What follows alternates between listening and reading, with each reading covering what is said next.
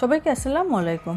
Riaz kitchen থেকে সবাইকে স্বাগত জানাচ্ছি নতুন আরও একটি রেসিপি দেখার জন্য।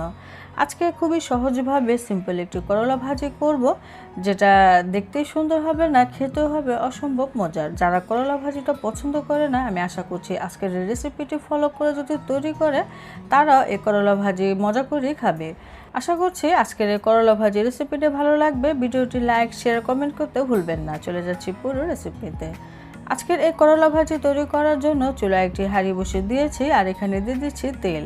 তো করলা ভাজিতে অবশ্যই তেলের পরিমাণটা একটু বেশি দিতে হবে, তাহলে ভাজি খেতে মজা লাগবে। তো তেলটা যখন গরম হয়ে যাবে তখন আমি দিয়ে দিচ্ছি পেঁয়াজ কুচি। এখানে আমি 2 মুঠ পরিমাণে পেঁয়াজ কুচি দিয়ে দিলাম। করলা ভাজিতে পেঁয়াজ এবং কাঁচামরিচের পরিমাণটাও বাড়িয়ে দিতে হবে। এখন নেড়ে চেড়ে আমি পেঁয়াজটাকে হালকা একটু ভুনে নিব। বেশি কালার করার দরকার নেই, হালকা ভেজে নিলে হয়ে যাবে। তো এখানে আমি আরও কিছু কাঁচামরিচ দিয়ে দিলাম। আমি এখানে লাল কালারের কিছু কাঁচামরিচও দিয়ে দিলাম, এতে করে ফ্লেভারটা ভালো আসে এবং ভাজিতে দেখতে ভীষণ সুন্দর লাগে। আমি এখানে সবুজ এবং লাল দুটো কাঁচামরিচই ব্যবহার করেছি। এখন আমি হালকা ভেজে নিলাম। তো ভাজা হয়ে গিয়েছে, এখন আমি দিয়ে দিচ্ছি সামান্য একটু হলুদের গুঁড়া, এতে করে ভাজির কালারটা বেশ সুন্দর আসবে। তবে আপনারা চাইলে এটা নাও দিতে পারেন, সমস্যা নেই। এখন আমি একটুখানি ভুনে নিলাম। এখন দিয়ে দিচ্ছি করলার জন্য আলু, আর আলুটাকে একবারে মিহি কুচি করে নিতে হবে। সেই সাথে দিয়ে দিচ্ছি করলা। তো করলাও একবারে মিহি কুচি করে নিতে হবে এবং রান্না করার আগেই করলাটা ধুয়ে নিতে হবে। তো রান্নার অনেকক্ষণ আগে করলা ভাজি ধুয়ে রেখে দিতে হবে না, এতে করে ভাজি কিন্তু তেতো লাগবে। এখানে আমি আরও 1 মুঠ পরিমাণে পেঁয়াজ দিয়েছি, দিয়ে খুব ভালো করে নেড়েচেড়ে মিশিয়ে নেব। চুলার জালটা অবশ্যই বাড়িয়ে রেখে করলা ভাজি করতে হবে। চুলার জালটা কমে রেখে ভাজি করলে কিন্তু তেতো হয়ে যাবে, বেশি সময় লেগে যাবে।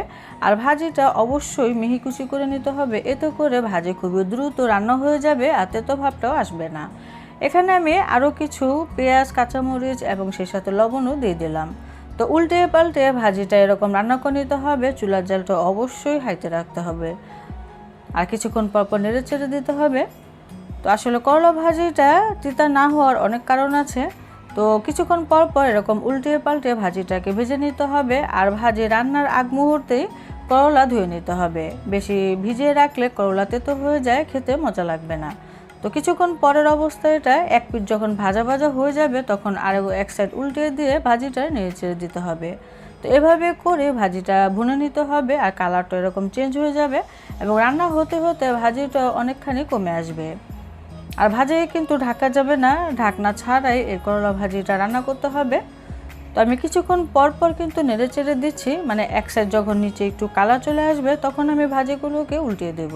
দিয়ে কড়াইয়ের মধ্যে এরকম একটু ছড়িয়ে ছড়িয়ে রান্না করতে হবে, যেন চারো সাইডে ভাজির আগুনটা বা তাপটা লাগে, আর সেজন্য খুবই তাড়াতাড়ি ভাজিটা হয়ে যাবে। তো কিছুক্ষণ পরের অবস্থায় এটা ভাজিটা কিন্তু বেশ কমে এসেছে এবং সুন্দর একটি কালার চলে এসেছে। তো এরকম হালকা একটু কালার চলে আসবে এবং বেশি ভাজা হবে না, এরকম হালকা একটু ভাজা ভাজা হবে, তাহলে ভাজি খেতে মজা লাগবে। তো ভাজিটা এখন আমি নামিয়ে নেব। তো ভাজির কালারটা দেখে নিশ্চয়ই বুঝতে পারছেন কতটা লোভনীয় হয়েছে।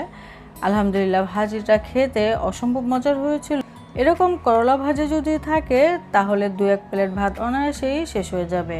আমি আশা করছি আপনাদের কাছেও পছন্দ হবে। বিশ্বাস হচ্ছে না? অবশ্যই তৈরি করবেন আর আমাকে কমেন্টে এসে বলে যাবেন করলা ভাজি রেসিপিটি কেমন হয়েছিল। যারা একেবারে করলা ভাজি খেতে চায় না, তাদের এভাবে একবার হলেও বানিয়ে দেবেন, আমি আশা করছি তাদের কাছেও বেশ পছন্দ হবে।